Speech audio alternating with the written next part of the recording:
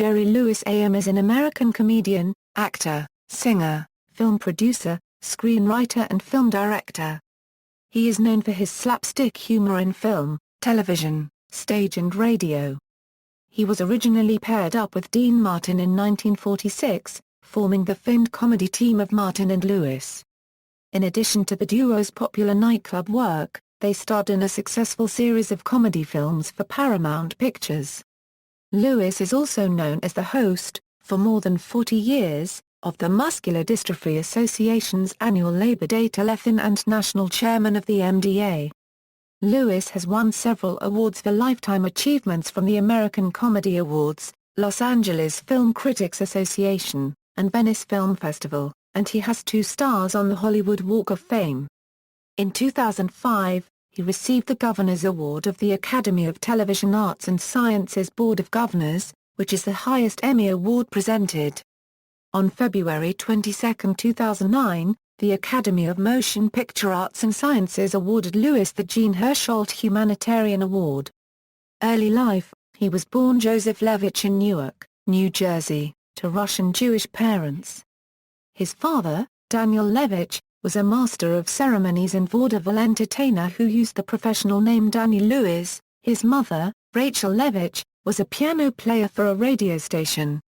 Lewis started performing at age 5 and would often perform alongside his parents in the Catskill Mountains in New York State.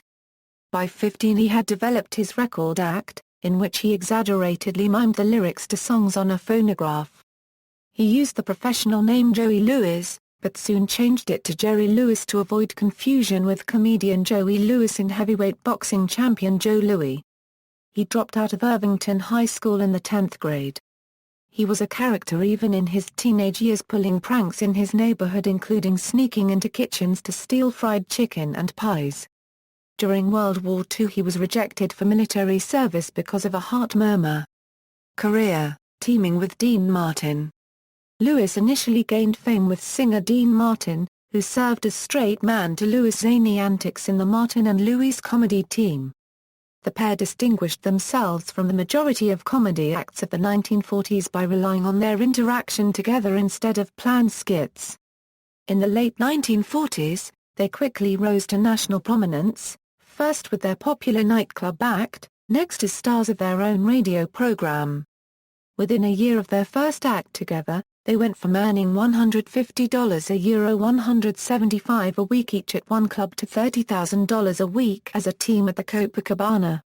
Martin and Lewis made many appearances on early live television, their first on the June 20, 1948 debut broadcast of Toast of the Town with Ed Sullivan in the CBS TV network. This was followed on October 3, 1948 by an appearance on the NBC TV series Welcome Aboard, then a stint as the first of a series of hosts of the Colgate Comedy Hour in 1950. The duo began their Paramount film careers in 1949 as ensemble players in My Friend Irma, based on the popular radio series of the same name. This was followed by a sequel in 1950, My Friend Irma Goes West. Starting with At War with the Army, Martin and Lewis were the stars of their own vehicles, in 14 additional titles at Paramount, ending with Hollywood or Bust. All 16 were produced by Hal Wallace. As Martin's roles in their films became less important over time, the partnership became strained. Martin's diminished participation became an embarrassment in 1954 when Look magazine used a publicity photo of the team for the magazine cover but cropped Martin out of the photo. The partnership ended on July 24, 1956. Attesting the team's popularity, DC Comics published the best-selling The Adventures of Dean Martin and Jerry Lewis comic books from 1952 to 1957, after which DC featured Lewis solo in The Adventures of Jerry Lewis until 1971. In this latter Lewis was sometimes featured with Superman, Batman, and various other DC heroes and villains. It inspired the Filmation cartoon production company to make a 1970 series called Will the Real Jerry Lewis Please Sit Down, with Jerry as the one reality-based character alongside other fictitious ones, including fictionalized Lewis relatives. While both Martin and Lewis went on to successful solo careers, for years neither would comment on the split nor consider a reunion. They made occasional public appearances together between their breakup and 1961 but were not seen together until a surprise appearance by Martin on Lewis's Labor Day Muscular Dystrophy Telethon in 1976, arranged by Frank Sinatra. The pair eventually reconciled in the late 1980s after the death of Martin's son, Dean Paul Martin, in 1987. In 1989, the two men were seen together on stage for the last time when Dean was making what would be his final live performances at Bally's Hotel and Casino in Las Vegas. Lewis pushed out a birthday cake for Dean's 72nd birthday and sang Happy Birthday to him, and joking, "Why we broke up, I'll never know." In Lewis's 2005 book Dean and Me, Lewis wrote of his kinship with Martin, who died on December 25, 1995. Solo.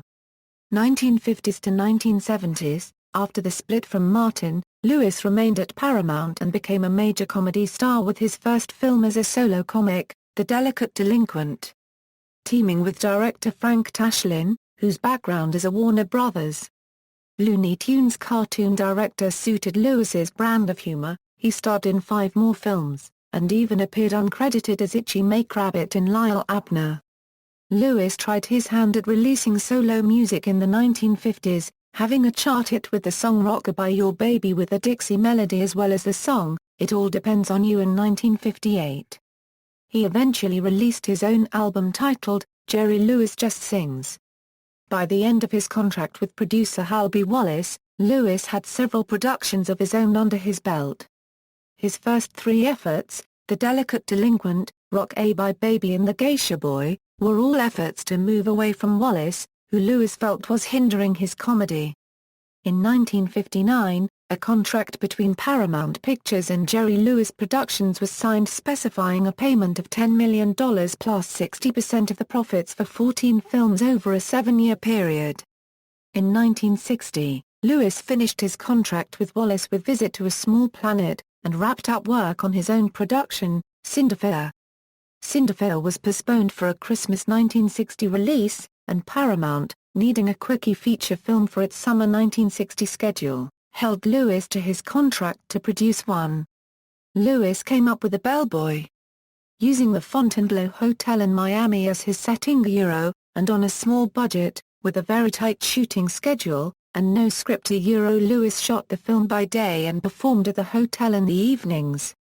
Bill Richmond collaborated with him on the many sight gags. Lewis later revealed that Paramount was not happy financing a silent movie and withdrew backing. Lewis used his own funds to cover the $950,000 budget. During production, Lewis developed the technique of using video cameras and multiple closed-circuit monitors, which allowed him to review his performance instantly.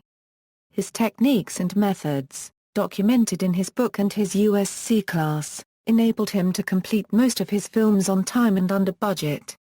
Later, he incorporated videotape, and as more portable and affordable equipment became available, this technique would become an industry standard known as video assist. Lewis followed the bellboy by directing several more films which he co-wrote with Richmond, including The Ladies' Man, The Errand Boy, The Patsy and the well-known comedy, The Nutty Professor. Lewis occasionally handed directing reins to Frank Tashlin, who directed several of his productions, including It's Only Money and Who's Minding the Store. In 1965, Lewis directed and wrote the comedy film The Family Jewels about a young heiress who must choose among 6 uncles, one of whom is up to no good and out to harm the girl's beloved bodyguard who practically raised her. Lewis played all 6 uncles in The Bodyguard. On television, Lewis starred in 3 different programs called The Jerry Lewis Show. The first was a 2-hour Saturday night variety show on ABC in the fall of 1963. The lavish, big-budget production failed to find an audience and was cancelled after 13 weeks. His next show was a 1-hour variety show on NBC in 1967, 69. A test of a syndicated talk show for Metro Media in 1984 was not continued beyond the scheduled 5 shows. By 1966, Lewis, now 40, was no longer an angular juvenile and his routine seemed more labored. his box office appeal waned to the point where Paramount Pictures' new executives felt no further need for the Lewis comedies and did not wish to renew his 1959 profit-sharing contract. Undaunted, Lewis packed up and went to Columbia Pictures, where he made several more comedies. Lewis taught a film directing class at the University of Southern California in Los Angeles for a number of years. His students included Steven Spielberg and George Lucas. In 1968, he screened Spielberg's early film, Amblin, and told his students, "That's what filmmaking is all about." Lewis starred in and directed the unreleased The Day the Clown Cried in 1972. The film was a drama set in a Nazi concentration camp. Lewis rarely discusses the experience, but once explained why the film has not been released, by suggesting litigation over post-production financial difficulties. However, he admitted during his book tour for Dean and Me that a major factor for the film's burial is that he is not proud of the effort. Stage work and recent decades, Lewis has also appeared in stage musicals. In 1976, he appeared in a revival of Hellzapoppin' with Lynn Redgrave, but it closed on the road before reaching Broadway. In 1994, he made his Broadway debut, as a replacement cast member playing the devil in a revival of the baseball musical, Damn Yankees, choreographed by future film director Rob Marshall. Lewis returned to the screen in 1981 with Hardly Working, a film he both directed and starred in. Despite being panned by the critics, the film eventually earned $50 million. He followed this up with a critically acclaimed performance in Martin Scorsese's 1983 film, The King of Comedy, in which Lewis plays a late-night TV host plagued by obsessive fans. Lewis continued doing work in small films in the 1990s, most notably his supporting roles in 1994's Arizona Dream and 1995's Funny Bones. He appeared on television on one episode of Mad About You's first season in 1992, playing an eccentric billionaire. In 1994, the Columbia Pictures film, North featured footage of Lewis's classic movies. In 2008, Lewis reprised his role as Professor Kelp in The Nutty Professor, his first CGI animated film, a sequel to his 1963 film, co-starring Drake Bell as the voice of his nephew, Harold Kelp.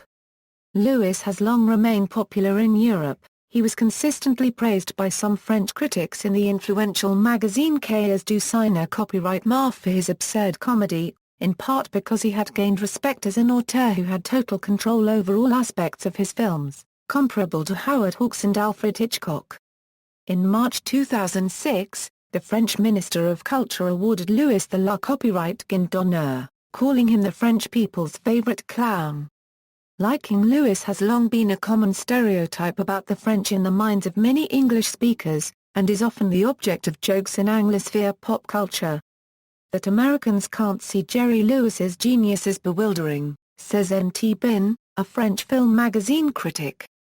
And such bewilderment, even as late as 2013, was the basis of the 2001 book, Why the French Love Jerry Lewis, by Ray Beth Gordon.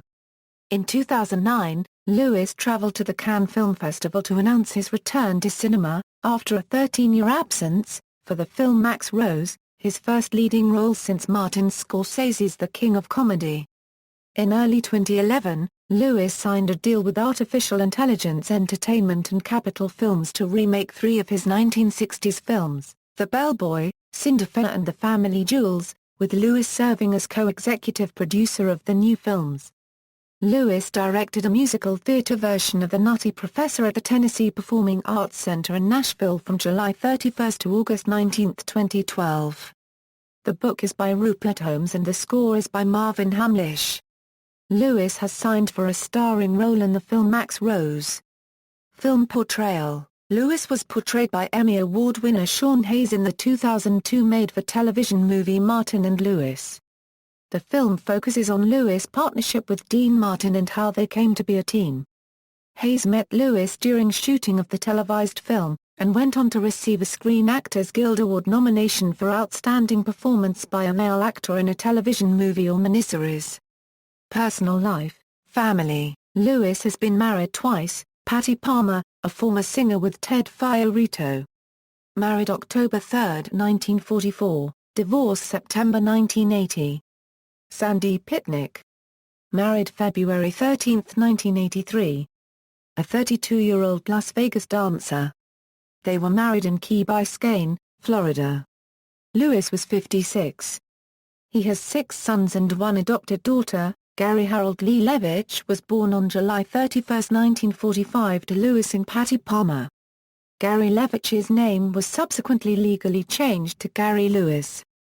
As a 1960s pop musician, Gary Lewis had a string of hits with his group Gary Lewis and the Playboys. Ronald Stephen Ronnie Lewis.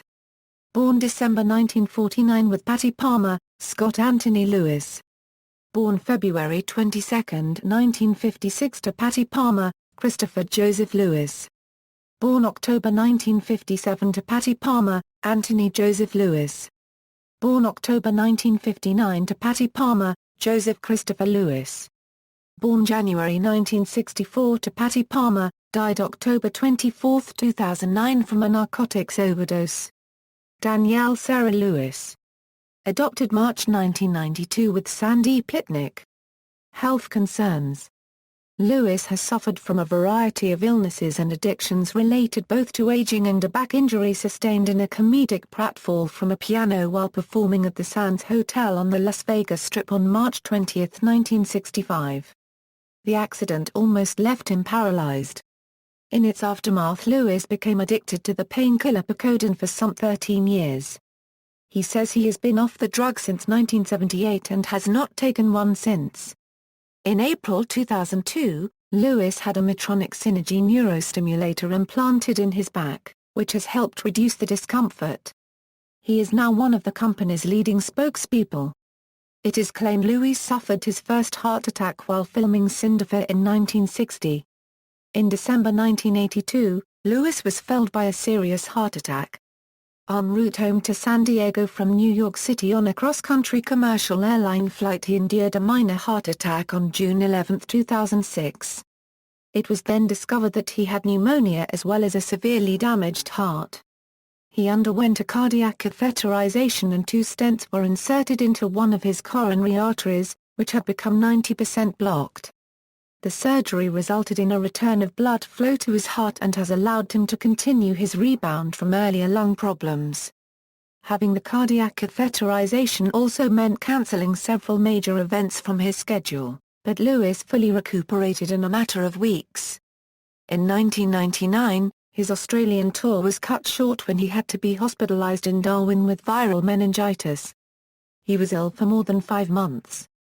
It was reported in the Australian press that he had failed to pay his medical bills.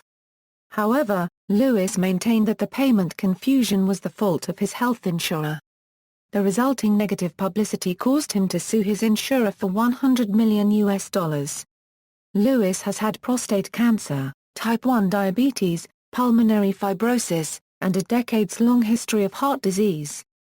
Prednisone treatment in the early 2000s for pulmonary fibrosis resulted in weight gain and a noticeable change in his appearance. In September 2001, Lewis was unable to perform at a planned London charity event.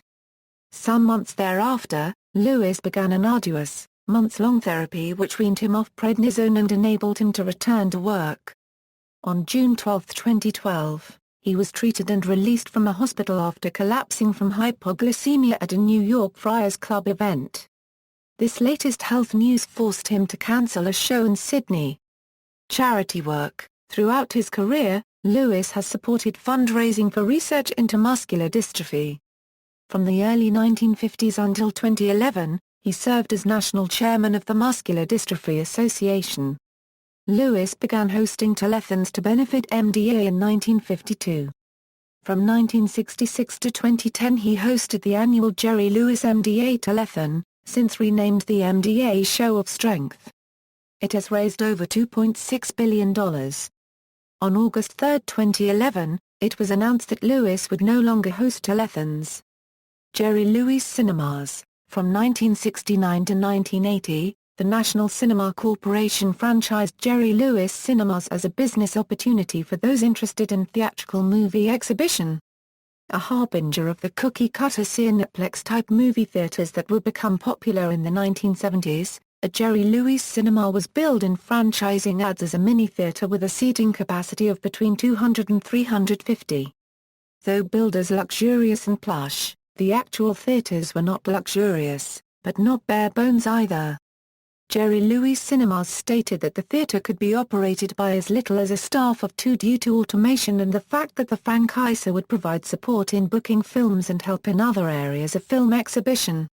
National Franchise Corporation successfully wooed Lewis to provide his name and star power to the franchising operation.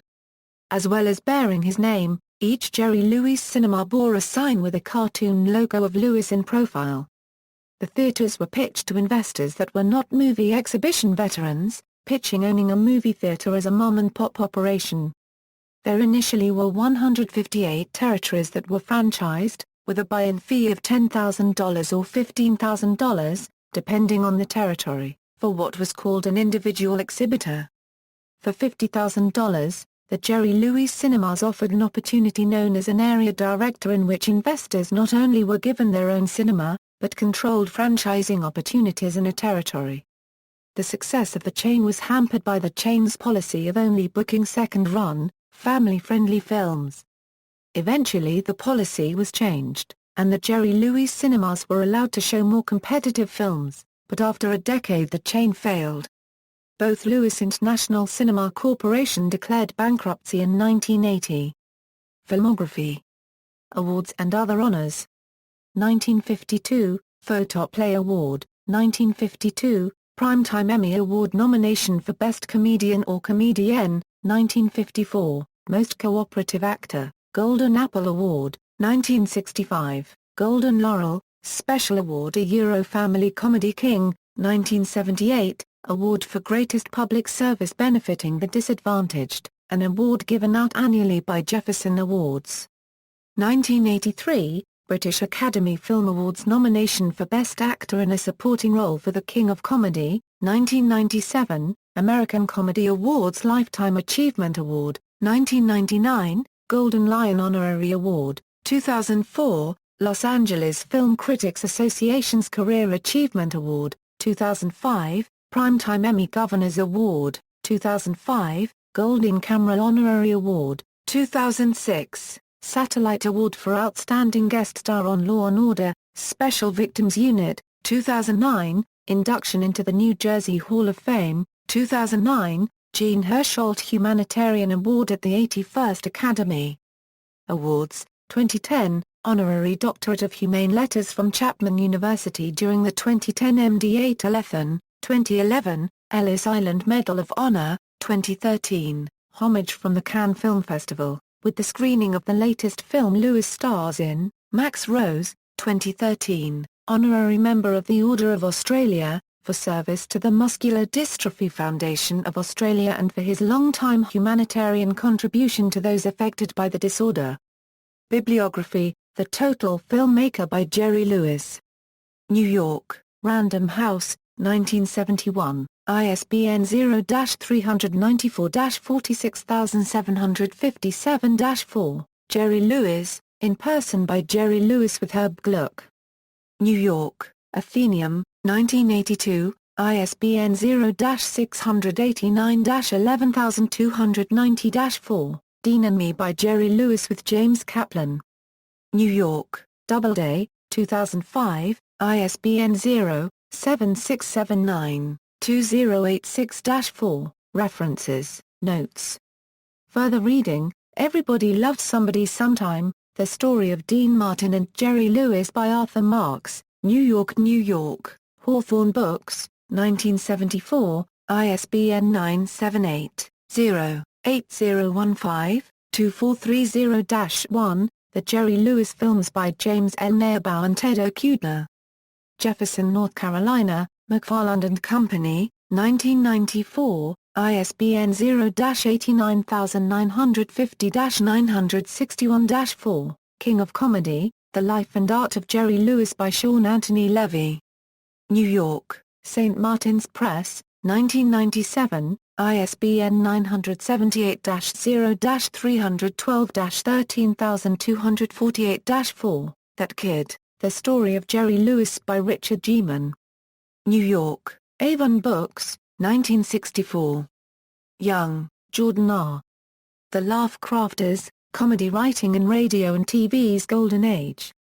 Beverly Hills, Past Times Publishing, ISBN 0-940410-37-0. External links: Jerry Lewis at the Internet Movie Database, Jerry Lewis at AllMovie, Jerry Lewis at the TCM Movie Database, Jerry Lewis at the Internet Broadway Database, Jerry Lewis interview for the Archive of American Television, drum solo battle with Buddy Rich at Drummer World.